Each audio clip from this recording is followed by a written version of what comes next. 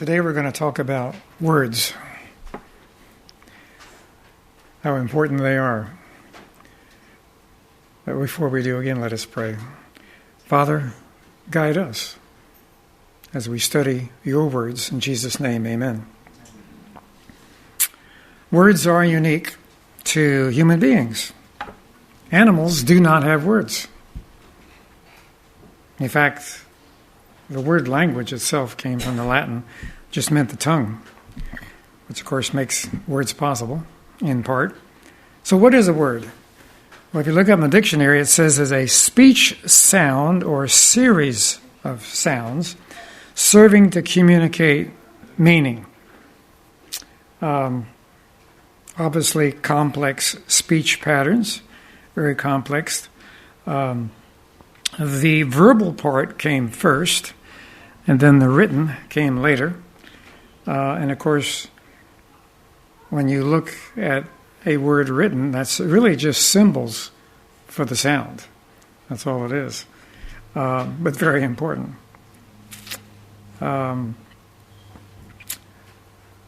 Evolutionists claim that human language accidentally developed about 200,000 years ago. Biological research recently into human language suggests that we are hardwired for language, for speech. But the evolutionists don't ask the next question, who did the hardwiring? Now, where did that come from? Obviously, we know that God gave us the gift of words, the gift of speech, the gift of speech. For the first 2,000 plus years of Earth's history, there was no written language. It wasn't necessary. It had perfect memories. But writing became necessary as memory began to fade. And I'm so thankful for writing. I don't know who invented the first, writing device. Probably it was a stylus of some kind, to engrave in the clay. Then later, of course, we got pencils with erasers, which are really handy. And then be able to make notes to remind us. But in fact, the whole idea of something is written is to preserve it. But animals, of course, do communicate in very amazing ways, but without words. Animals have no alphabet or dictionary, but they do communicate. They discovered that the humpback whales actually sing. And you might have, years ago, they did some recordings, undersea recordings, and they had to speed it up dramatically so we could hear it. And it sounded like beautiful songs, just beautiful songs. And their conclusion was that this was a way that these whales, as they traveled the ocean, kept the family pod in contact. Even though they might be scattered hundreds of miles apart, these low-frequency songs would keep the whale families together. Elephants communicate. They grumble. They have very deep sounds below our threshold for hearing, which apparently can travel a long way, and even, they believe, over 100 miles. And so if the elephant families get separated, they can come back together and find each other in that way. Dogs can learn some of our words to understand them. There was a circus trainer some years ago who apparently had a very, very smart dog who he claimed could understand over 2,000 words. None of my dogs were ever that smart. And then sheepdogs, what they learn, with the signals and the voice and everything, it's amazing what they do to particularly for the contest they have to herd sheep. In fact, I was talking to a professional sheepdog trainer from Oklahoma a few years ago, and he was so good at training sheepdogs that he had inquiries from parents and grandparents wondering if he could help with their children because he was so good with training the dogs. Parrots and crows, of course, can mimic our words. and some of them can do it quite well. Many years ago, I think in Australia, on the radio, there was a mynah bird, which originally I think from India, but it's in the crow family. His name was Ruffles, and he had learned to talk, and I guess he was pretty popular on the radio as they would talk to him and teach him and the things that he would say and answer and so forth and so on. And yes, most of the time I think with parrots they're mimicking, but sometimes they have a little bit of understanding of where these words belong. And when Ruffles got old and very sick, of course they brought in the best veterinarians to try to help him, but they couldn't help him. But they still had him, at the radio station. And during his last days, as he was suffering and feeling miserable, the only thing he could say was, "Poor Ruffles, poor Ruffles." It's actually pretty smart, isn't it? When I was in grade school, I remember there was a pastor by the name of Horace Redding, and he would come to occasionally to visit my father, a pastor, and he brought with him a parakeet. In fact, he came several times, and he always had this parakeet. I don't know if the parakeets went on pastoral visits or not, but anyway, he'd come by to say hello to my dad. And the parakeet's name was Ricky, and he had been trained to talk, which I thought was fascinating. And he could say his name. He would say, now Horace Redding, the pastor Redding, had a very deep voice. So the parakeet mimicked that deep voice, and he would say, "My name is Ricky, R-I-C-K-Y." And then the pastor tried to teach him to count. And they got sort of a start. And the parakeet would say, 2 and 2 are I-C-K-Y. He would get confused and go off in the other direction. But I was delighted. And it is amazing the way animals communicate. Wolves, for instance, the wolf packs have, they believe, about 80 different signals to communicate. And that can be with the tail position, the ear position, the body position, all the different growls and whatever, squeals. They do quite a bit of communicating, in their setting. But obviously they're not using words. I've always been interested, or at least as long as I can remember, interested in words. Somewhere between the age of 2 and 2.5, I learned the alphabet. I would sit in my dad's lap, and he'd be reading the newspaper. And they had those big letters at the top. And I was curious, and so I would point to a letter and say, "Who dat?" He'd say R. I'd say, "Who dat?" B. "Who dat?" A. That's the way I learned the alphabet. My mother told me later that I didn't do much with that until I was about 2.5, and then I started talking in sentences. Now my younger sister, Beth, she was 9 years younger. She was way ahead of me. Sorry, fellas, but girls usually learn faster and do better with language than we do. At 13 months old, my sister had a vocabulary of 125 words. 13 months old. So it's amazing, but we all learn in different ways. But obviously a part of that process of developing memory is directly tied to the learning of language. In fact, I believe it's very difficult to have very distinct memories. You may have some, picture memories, but it's hard to remember very much without words. They seem to develop about the same time. The history of creation of the earth begins with the God family using words. They say, "Let us make man in our image. In fact, God's first recorded message to Adam and Eve were words, be fruitful and multiply. After the fall, we hear the voice of God, which is, we know is Jesus, because he's the Redeemer. Jesus in the garden, looking for Adam and Eve and saying, where are you? Where are you? Of course, he knew. He was just calling them back. Those are words of caring.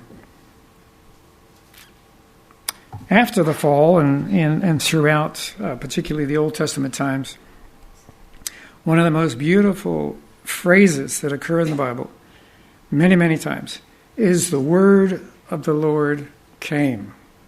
And it would say came to usually a messenger or a prophet, a spokesman for God. And in fact, that happens 92 times. The word of the Lord came. And it would be a message. Now, sometimes in a vision, sometimes in a dream, sometimes the audible words. Just interesting. As I was looking that up, began to think about that 1/2 of those 92 times occurs in the book of Ezekiel. Very interesting, because Ezekiel is a prophetic book. So, the dreams, the visions, audible, verbal, initially, of course, Moses, even God said, Moses is not like other prophets. He said, we speak face to face in the mountain. And of course, the 10 Commandments were written by the finger of God. There's a prophecy in Joel 2:28, which says, it shall come to pass afterwards that I will pour out my spirit on all flesh, and your sons and daughters shall prophesy, your old men shall dream dreams, your young men shall see visions. So God, through his prophet Joel, declares that he, God, would speak again just before the end of time and before the second coming of Jesus. Throughout all of Bible history, revival and reformation has followed the study of God's Word. What a sacred treasure. The Bible preserved at great cost, even with the blood of the martyrs, throughout the ages, and has come down to us as this amazing, amazing treasure. Of course, we don't have any original Old Testament or even New Testament copies. We have obviously copies of copies, but been carefully preserved and transcribed.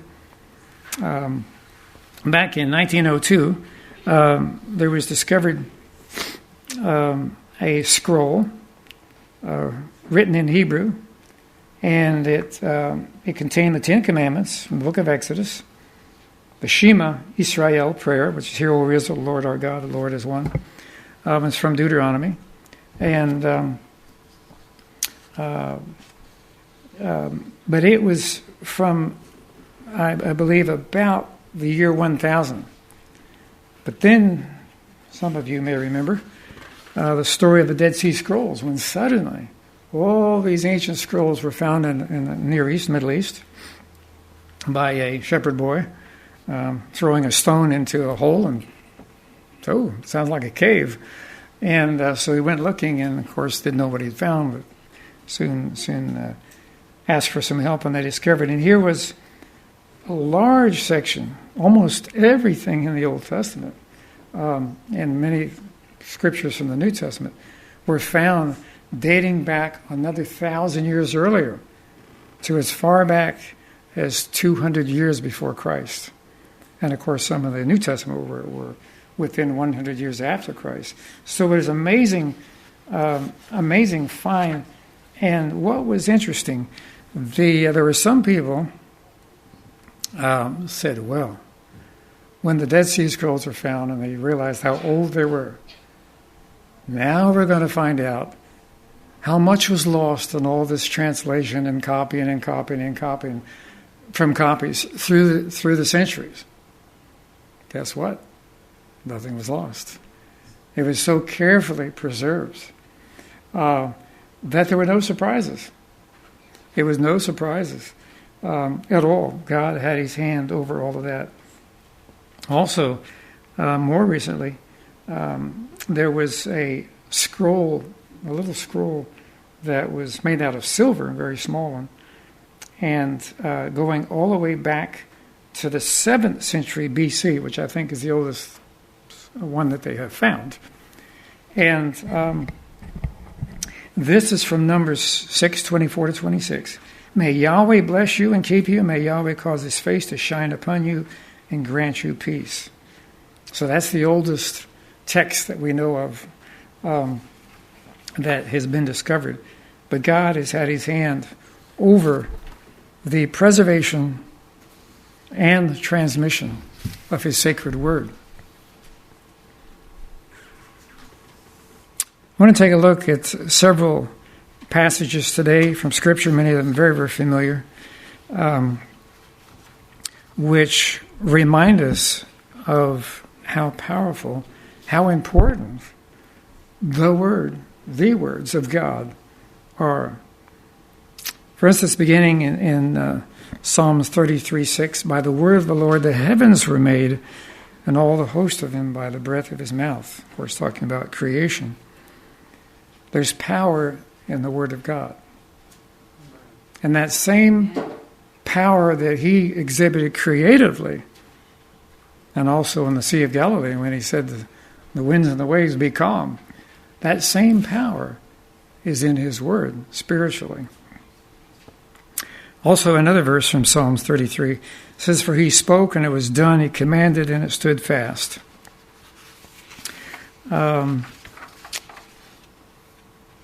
And then in the passage which was read as the scripture for today, where it speaks of his delight is in the law of the Lord, which means the total message, words from the Lord. And in his law he meditates day and night. Now it's kind of interesting that in the margin they list, in my Bible, which has a lot of references, it gives us the literal meaning of the word meditate in the Hebrew at this point. And that word meant ponders by talking to himself. Kind of interesting. To meditate means to ponder. And interesting they would mention by talking to himself. So this suggests that a very important way to meditate on God's Word is not just by reading, but by reading out loud. Because then we're getting a double benefit. I have found, and hopefully you have too, that when we read and speak the words, they tend to stick better. They remain with us better. Then in Joshua 1:8 it says, the book of the law shall not depart from your mouth, but you shall meditate on it day and night. So God calling constantly that we treasure his word. Another verse from Job 23:12 says, I have not departed from the commandment of his lips. I have treasured the words of his mouth more than my necessary food. Now, personally, I find food quite necessary. As you can tell, I don't have much margin for error. In a famine, I'd be the first one to go. But, so, just like we need food, we need the food of God's Word to sustain us spiritually. Then Psalms 119:11 says, your word have I hidden in my heart that I might not sin against you. In order for the Word of God to be hidden in our heart, it's up to us to put it there.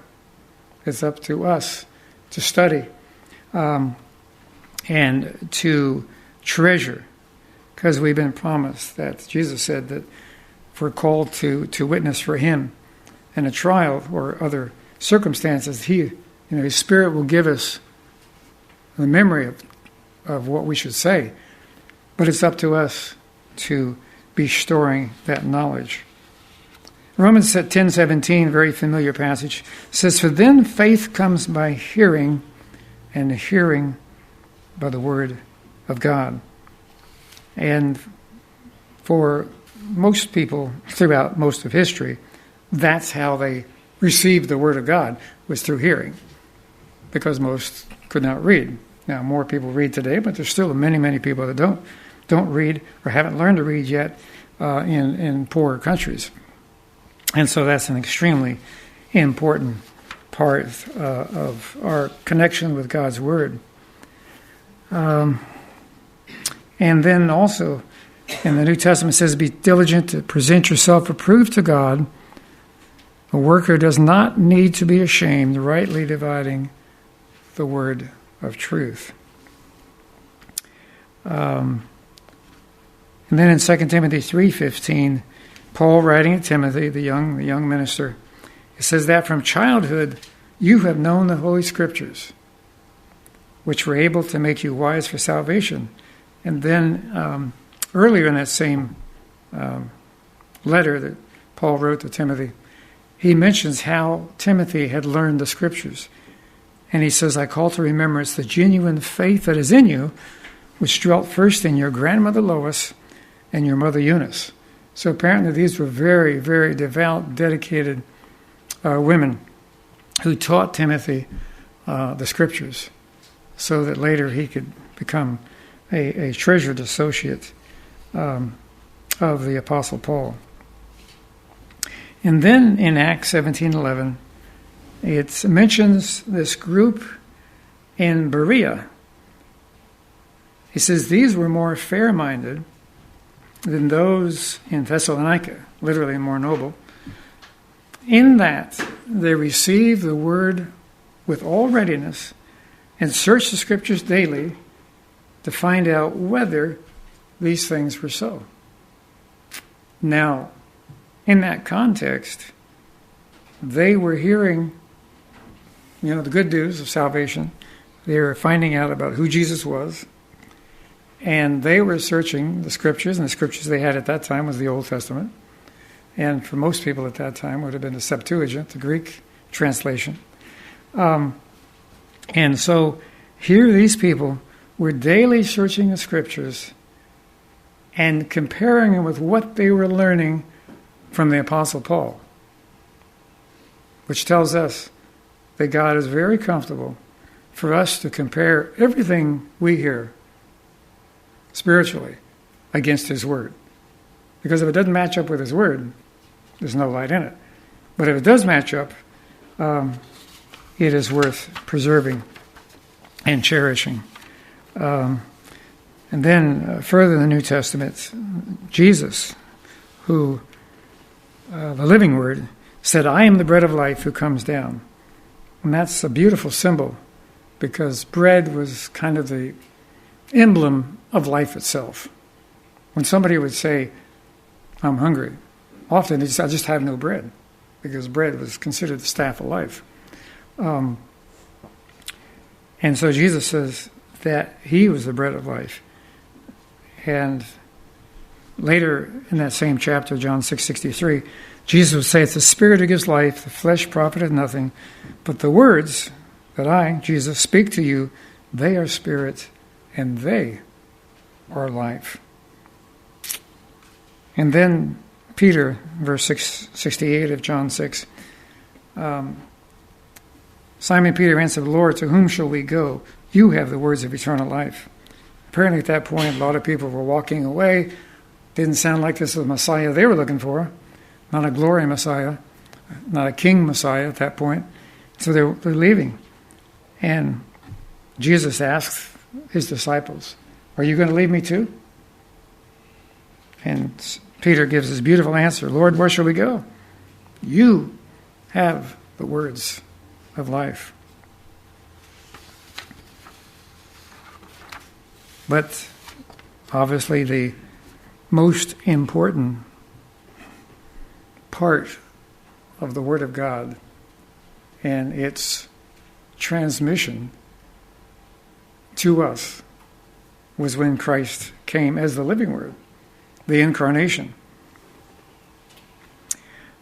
For in the beginning, John chapter 1, which you probably have memorized, in the beginning was the Word, and the Word was with God.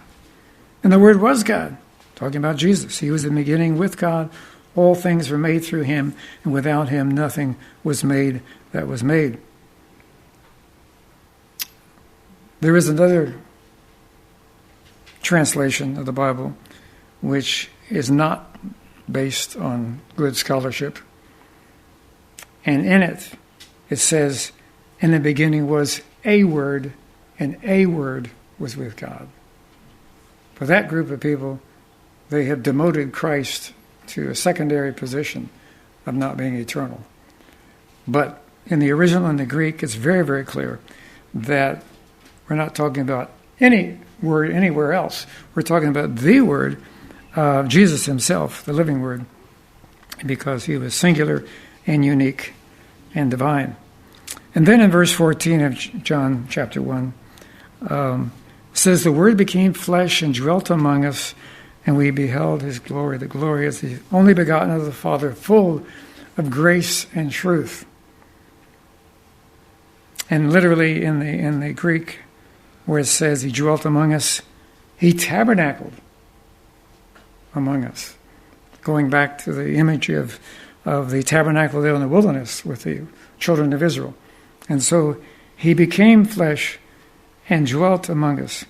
And so literally, divine reality, divinity itself, the divine Word was translated through the incarnation, so that into our language, to our life, and to our existence, so that we could learn of it. And as we know, Jesus often quoted Scripture. I think his battles with the devil, as he expounded the Scriptures, to the disciples on the road to Emmaus. All about himself. It's all about him. Jesus said at one time to the scribes and Pharisees, you search the Scriptures, and in them you think you have eternal life. That almost sounds negative. But they believe that the physical scrolls, apparently, and many of them memorized the whole Old Testament, somehow that would cause them to merit eternal life. But you say, wait a minute. The purpose of the Scriptures is because they testify of me. They testify of Jesus. That's the whole point of the Bible, is to lead people to Jesus, the living Word. Daily study, according to the Bible, of the Bible is as necessary as bread and water. Like plants in a garden, we are either growing or we're dying. In the business world, that's one of the slogans. You either grow or you die. But that's true in life, whether physical or spiritual. Morning and evening devotion and worship should be the first and last work of every day. Any new skill is going to take time to learn, and the best way to study is every day. Whether you're learning to read, as a person in school, a young person, a child, or whether you're learning mathematics, you're studying nursing, accounting, learning to play the piano, all of that takes time, and it works best if you do it every day. There was a great concert pianist many years ago. He was born in 1860 and died in 1941 from Poland, and his name was Jan Paderewski. And in his day, was extremely popular as a concert pianist, as a composer. And in fact, at one point, he became the Prime Minister of Poland. Somebody asked him, I guess a reporter asked him one day, do you have to practice every day? I mean, already you're accomplished and, you do all these concerts. Do you have to practice every day? He said, yes. He said, if I miss one day of practice, I know it. If I miss 2 days of practice, my friends know it. If I miss 3 days of practice, the whole world will know. Might have been a slight exaggeration. But still, the point was, he knew that to maintain that skill, he had to stay with it every day. Another skill that takes diligence and takes work and takes effort every day is if you're learning a foreign language. And I got to go through that process many years ago, and I found out that it really helped to be studying every day. I remember a few months ago, maybe it was a month ago, it was a mission report we had for Sabbath school, and there was a lady in another country, and I forgot where it was, but it might have been South America. And she wanted to learn English so she could help translate the Bible and study guides and everything she could get her hand on from English into her own native language to bless as many people as possible. And I think she also wanted to be involved in the radio station and be able to proclaim the gospel. And so she announced and actually accomplished her goal every day in learning English was to learn 100 new words. I said, wow, I didn't do anywhere that well when I was studying French. But she did. She just kept after it and became very, very proficient. But anything worth doing takes time. And we'll do it so much better if we do it every day. One of the tools I had when I was studying French many, many years ago, of course, I had my dictionaries. I started out with a dictionary, from English to French. And then finally I got to the point where I could just read the French dictionary. If you look up a word, you could read it. But one of the little books that was a help to me, it's called The Art of Conjugation. There's the usual 8,000 verbs. That's how to conjugate in French. I go, you go, we go, you go, and all this conjugation stuff and grammar. That's how to conjugate 8,000 verbs in French. I didn't memorize the whole thing, but I had to work on it.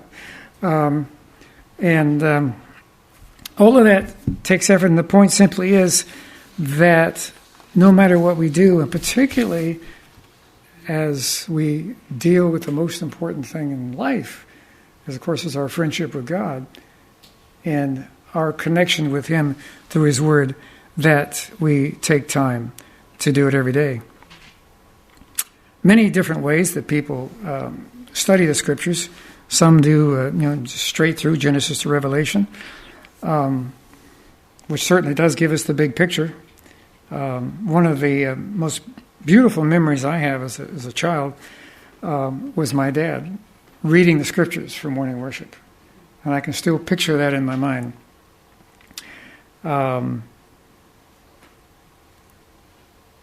One of the things I suggest to people, if you, for the first time, are starting to read your way all the way through the Bible, that you may find it difficult when you get into the begats, which are these long genealogies, a little difficult. Or you get into certain places in the book of Judges, which are a little unnerving because it's so sad. And at that point, I suggest to people, also spend some time in the Psalms and the Proverbs. It helps to compensate for some of these more difficult passages. But nevertheless, as you continue, you begin to get the whole picture. Word study is so beautiful. That's, of course, with the help of a concordance. The very first concordance was done back in 1738, completed. It had taken years, and that was this man by the name of Cruden, who was a proofreader and had a little bookshop, proofreader. And he realized there was a need for a way to people to look up a word in the Bible. And so he spent years all by himself, by hand, with the authorized King James Bible, putting it all in order so that whatever word you looked up would be listed in order by reference. Now, if you've looked at even a little concordance, it's a lot. There are the big concordances, which is amazing. Well, at the time that this was happening, the researchers found that as he was cataloging the words of the Scriptures, the King James Bible had 774,746 words. In order to put those all in order so you could find any word, including a, the, all the little ones, too, 2,370,300 words. Imagine the work that was done and the gift that he gave to the world to help promote Bible study.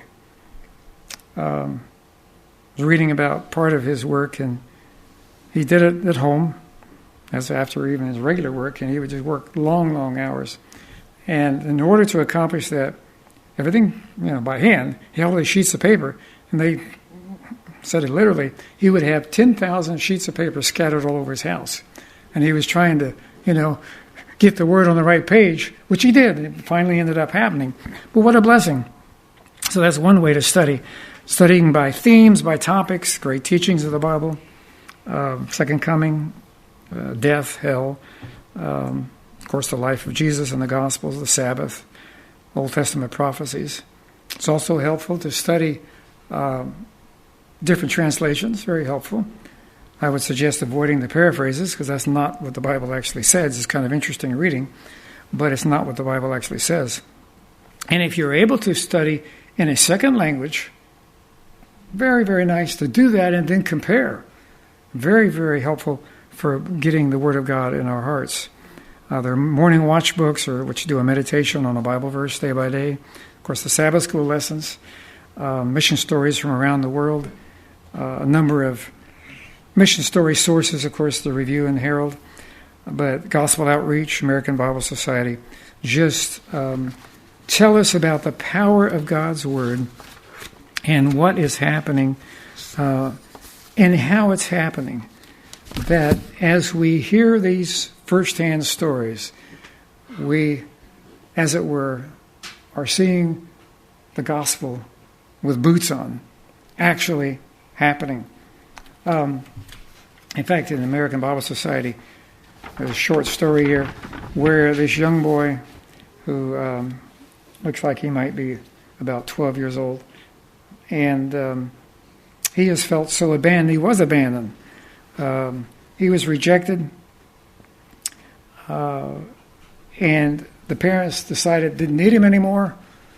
They sent him to an orphanage. They left him there, and he's never heard from him since.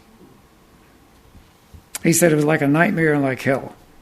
But thankfully, because of the generosity of people who help the Bible societies distribute Bibles, translate them and distribute them, he was able to get a Bible. And now he says, I have found answers to my questions in the Bible. I realized I'm not the only one suffering. And I found out that God loves me so much. The Word of God refines my thoughts. I am connected. I am happy, satisfied, engaged. Wow. The power of God's Word is so amazing. There was another story came across in the Gospel Outreach, which is a lay group from the West Coast, which sponsors Bible workers around the world. And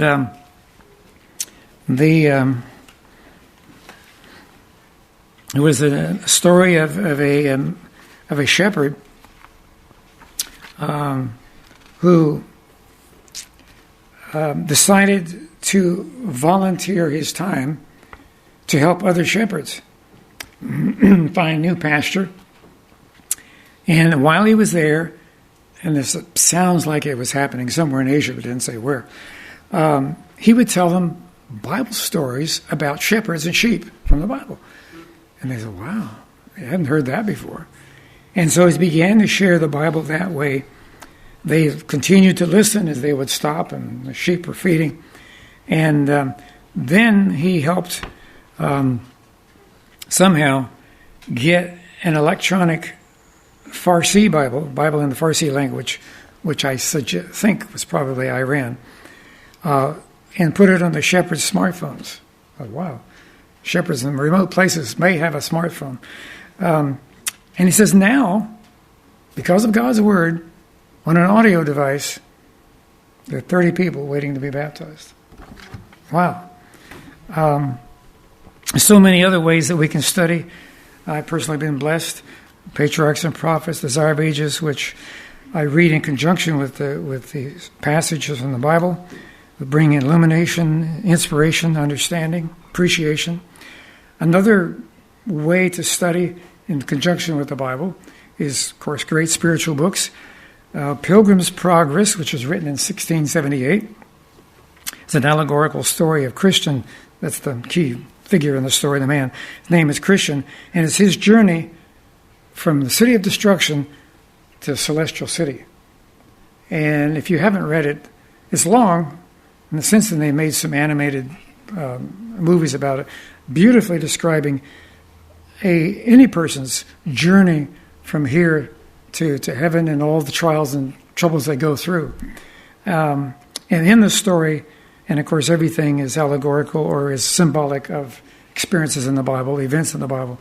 And Christian, along the way, as he is, wanting to get to the city of the celestial city, he runs into a lot of trouble. And there's the giant despair. We talked about depression in Sabbath school. The giant despair. And then he finally, at one point, falls into the Slough of Despond, which was this swamp. It's all allegorical, but pointing out that people do get discouraged. They get sad. They sometimes get depressed. But God is always there to help us on our journey. Beautiful, beautiful story that's blessed. In fact, I believe that during the 3 centuries since it was written, that probably the impact that Pilgrim's Progress has had on the Christian world, the world in general, for Christianity is probably second only to the Bible. It's an amazing story. Our message today is really a call to have morning and evening worship, whether to continue doing, to start it if we haven't been doing it, to receive the blessings that God gives us. In ancient times, the children of Israel had a number of different sacrifices, but there was a special time when they had the morning and evening sacrifices. And in essence, that's what we are called to do, is put God first. And even if it's just a few minutes, it can make a difference. Years ago, there was a pastor's son who kind of got tired of playing church, and somehow it didn't seem like it was connecting for him. And so he said to God, I'm going to give you a chance to really connect and become real to me. But he said, I'll be fair. I'm going to study the Bible every day, and I believe he set aside at least a half hour, maybe it was an hour. He said, I'll do that first thing every day for 30 days. And God, you got to show up and let me know you're real, because if you don't show up, I'm out of here. Guess what day God showed up? Day 30. And since then, he's become doing a lot of outreach and sharing with business people around the world, because he's a business person. He's an artist. He's a genius in many different ways. But he's inviting everybody. He says, if you spend time with God, even if you don't believe him, just go ahead and read his word. A few minutes each day, you will be amazed at what happens. Some years ago, Beverly told me about at Oklahoma Academy, there was a foreign student, a girl, who was not a Christian. And she came because they'd heard it was a conservative, safe place to go to school. So she was there, and she had been challenged, as other students, to spend 15 minutes a day with God. But she didn't want to. Yeah, not going to make any difference. But in order to prove them wrong, she said, I'll do it, just to, show you it's not going to work. Guess what happened? She connected with God, and it's amazing. Give God an inch, and he'll take a mile. His words, literally, the sounds of salvation, the words of life, these are divine messages and human words, but they lead us to Jesus Christ, whom to know is life eternal. Let us pray. Heavenly Father, thank you for the treasure of your word. May we continue to treasure it. May we spend time every day faithfully, learning and listening and treasuring and sharing.